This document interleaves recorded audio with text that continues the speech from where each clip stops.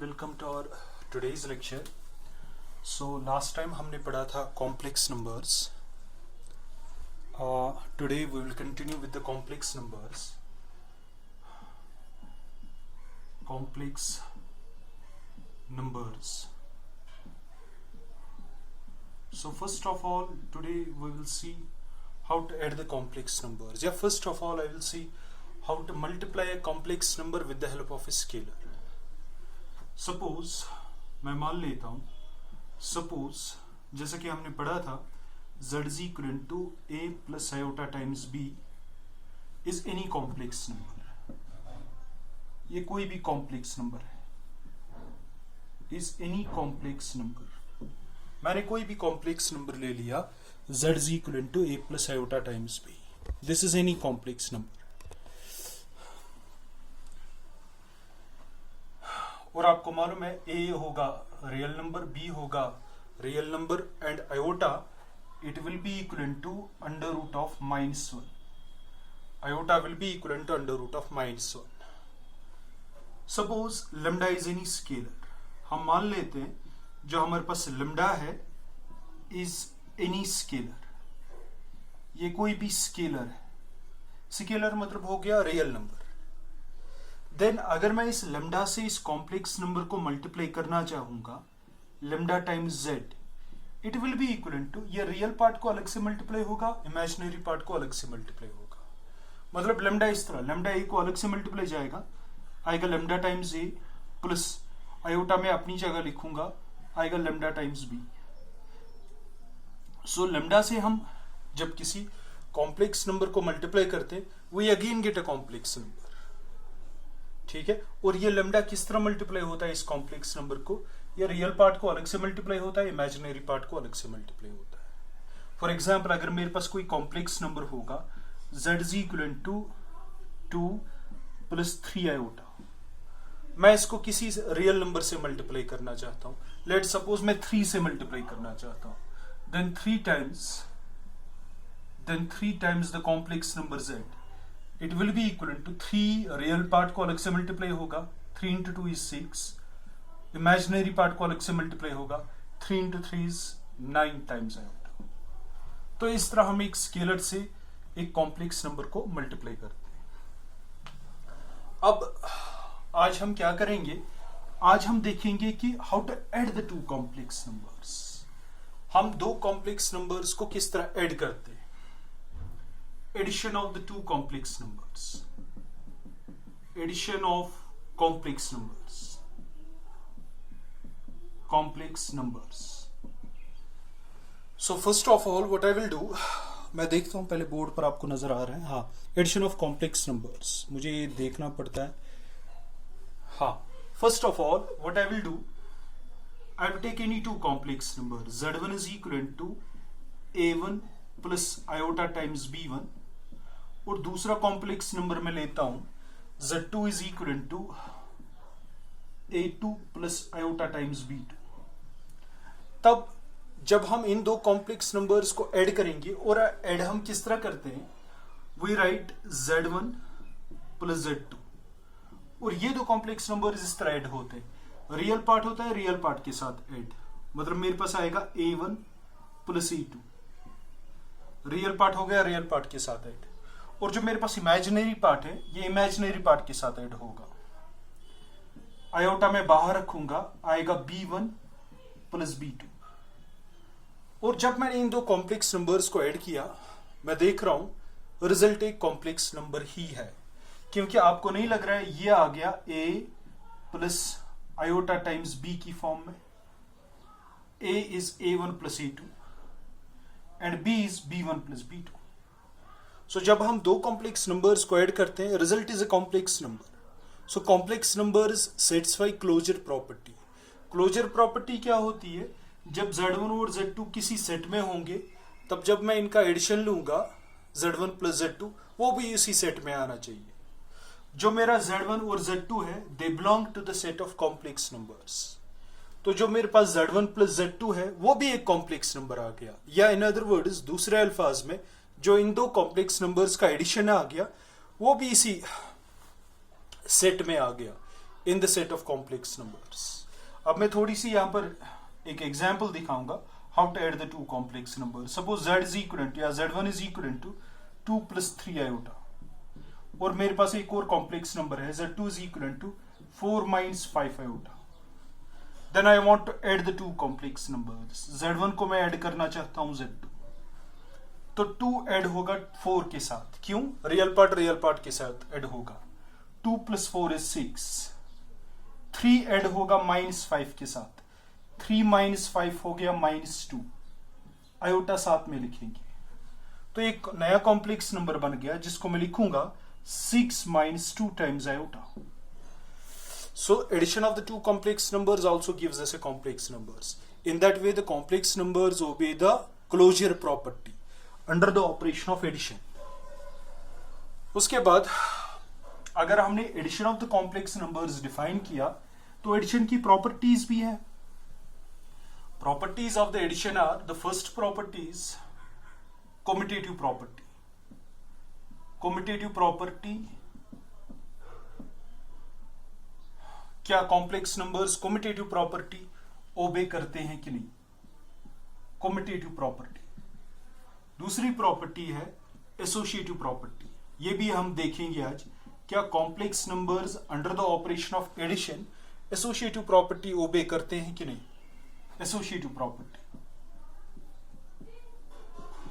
उसके बाद identity property. क्या complex numbers identity property obey करते हैं कि नहीं?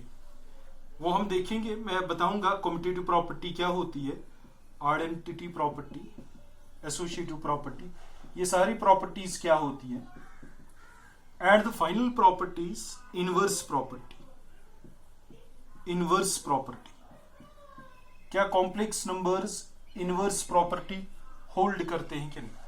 First of all I will take the commutative property. I will move to the commutative property. Commutative property complex numbers obey करते हैं कि नहीं, ये आप देखेंगे आज। उसके बाद में देखूंगा एसोसिएटिव प्रॉपर्टी, उसके बाद में देखूंगा आइडेंटिटी प्रॉपर्टी, उसके बाद में देखूंगा इनवर्स प्रॉपर्टी। सपोज मेरे पास कोई भी दो कॉम्प्लेक्स नंबर्स है।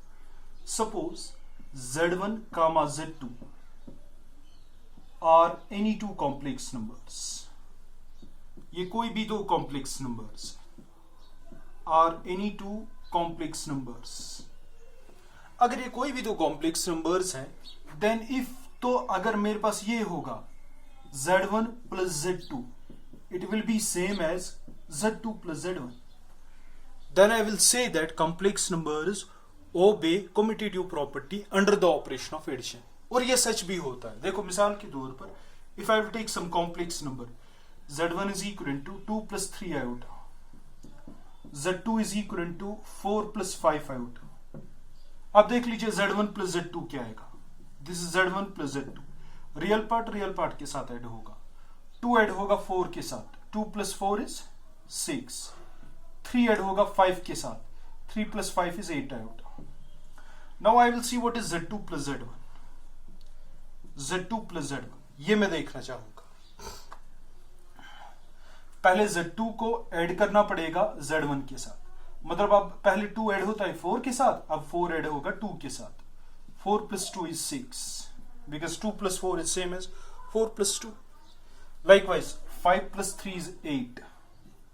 तो जब मैं इन दो इक्वेशंस को, फर्स्ट और सेकंड को कंपेयर करता हूं, what I observe that z1 + z2 is same as z2 + z1. So in this way the complex numbers obey commutative property under the operation of addition. ठीक है, तो इसको मैं प्रूव भी कर सकता हूं। देखो प्रूव किस तरह मैं इसको कर सकता हूं। Proof is very easy. Suppose मेरे पास z1 कोई भी कॉम्प्लेक्स नंबर है, it is a1 + iota times b1. z2 कोई भी कॉम्प्लेक्स नंबर है, it is a2 + iota times b2. Then what I will do, जरा मुझे बताओ z1 + z2 क्या होगा। z1 का रियल पार्ट z2 के रियल पार्ट के साथ ऐड होगा। मींस a1 z1 का रियल पार्ट है, a2 z2 का रियल पार्ट है, अलग से ऐड होंगे। प्लस iota टाइम्स z1 का इमेजिनरी पार्ट z2 के इमेजिनरी पार्ट के साथ ऐड होगा। मींस b1 ऐड होगा b2 के साथ। I will name it first. Then after you see what is Z2 plus Z1. What is Z2 plus Z1? अब Z2 को Z1 के साथ ऐड करना है, तो Z2 का रियल पार्ट Z1 के रियल पार्ट के साथ ऐड होगा, मतलब A2 A1 के साथ ऐड होगा, A2 प्लस A1 प्लस फिर आएगा B2 plus B1, B2 plus B1 times iota.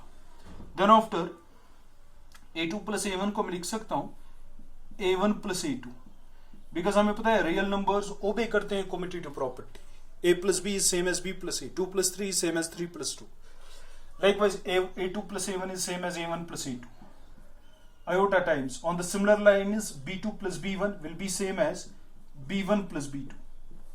और अगर आप ये इस पर नजर डालेंगे A1 plus A2 B1 plus B2, this my Z1 plus Z2, this is my Z1 plus Z2।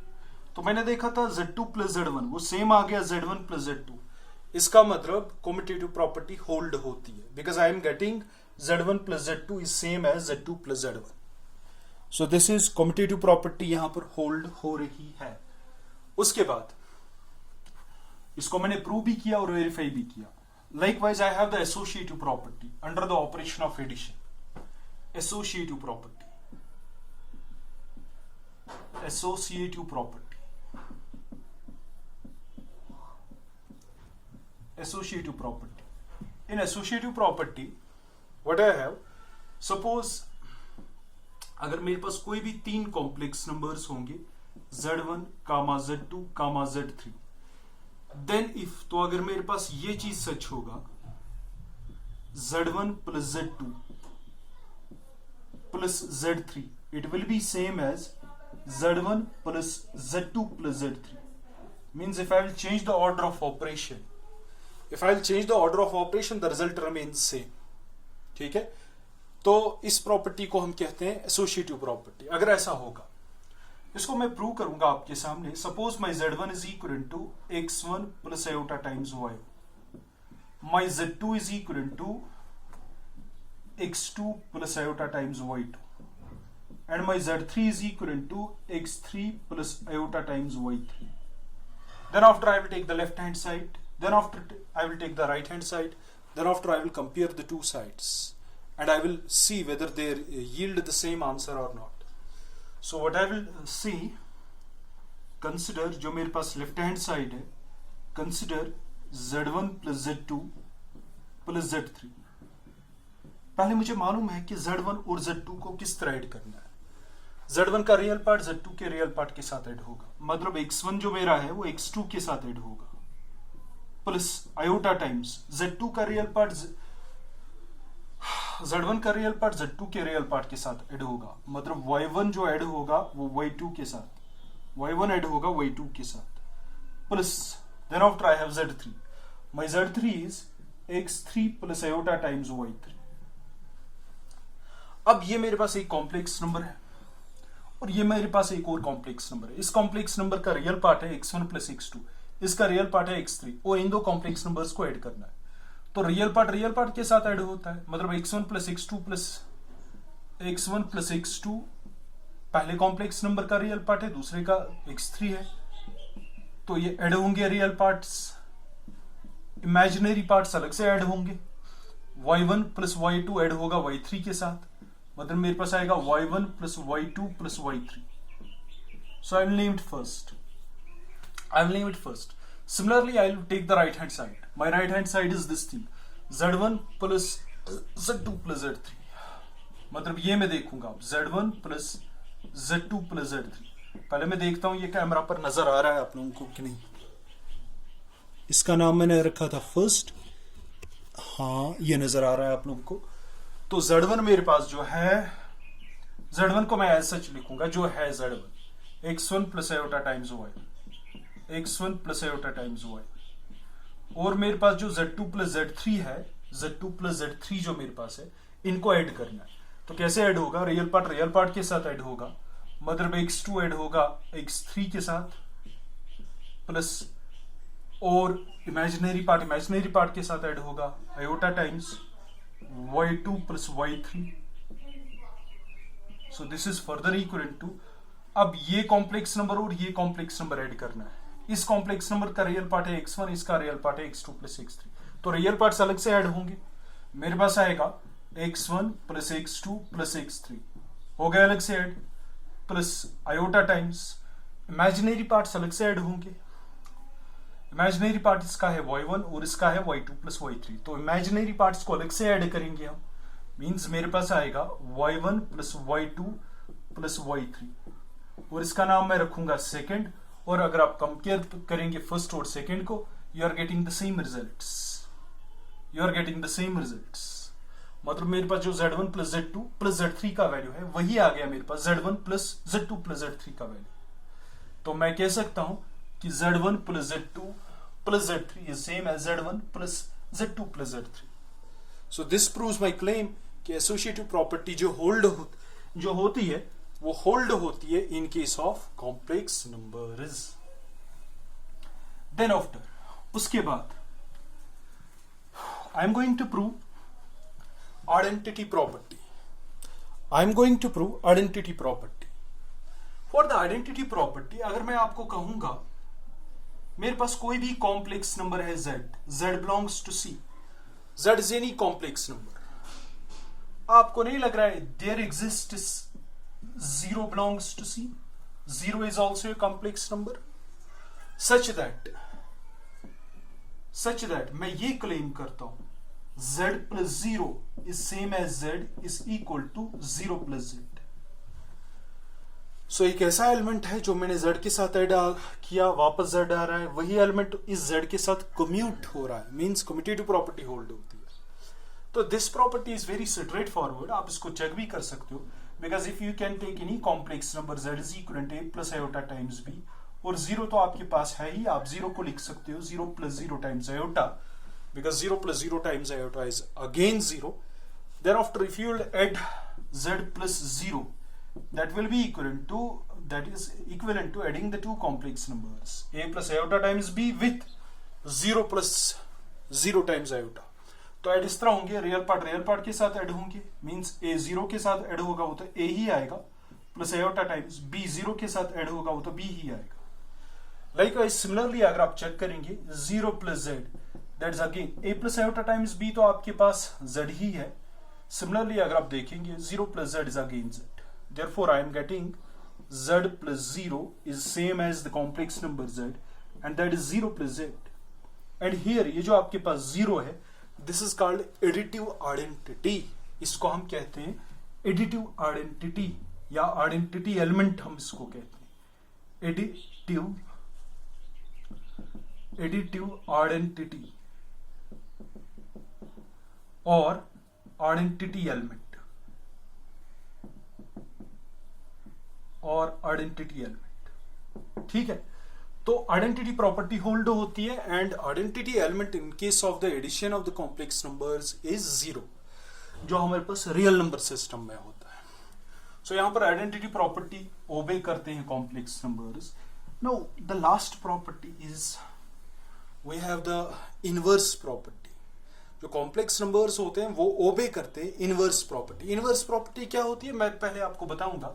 अगर मेरे पास कोई भी दो नंबर्स होंगे, फॉर एग्जाम्पल किसी सेट में अगर कोई एलिमेंट होगा a belonging to the set S और अगर इसी सेट में b होगा, सच दैट जब मैं इस a को इस b के साथ ऐड करूंगा I will get the identity element e।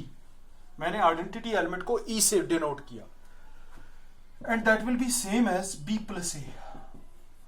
Means अगर मैंने कोई भी एलिमेंट किसी सेट S में देखा a, तो कॉरस्पॉन्डिंग टू दिस एलिमेंट अगर मेरे पास कोई एलिमेंट है b इसी सेट में और ये जो b है इस a के साथ कम्यूट होगा, means a plus b same as b plus a and the final answer is the identity element, तब मैं कहूंगा b is the inverse of a।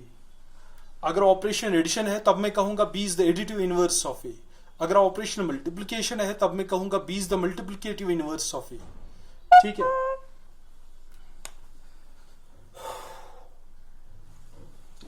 First of all before going to the inverse property, let me define a negative of a complex number.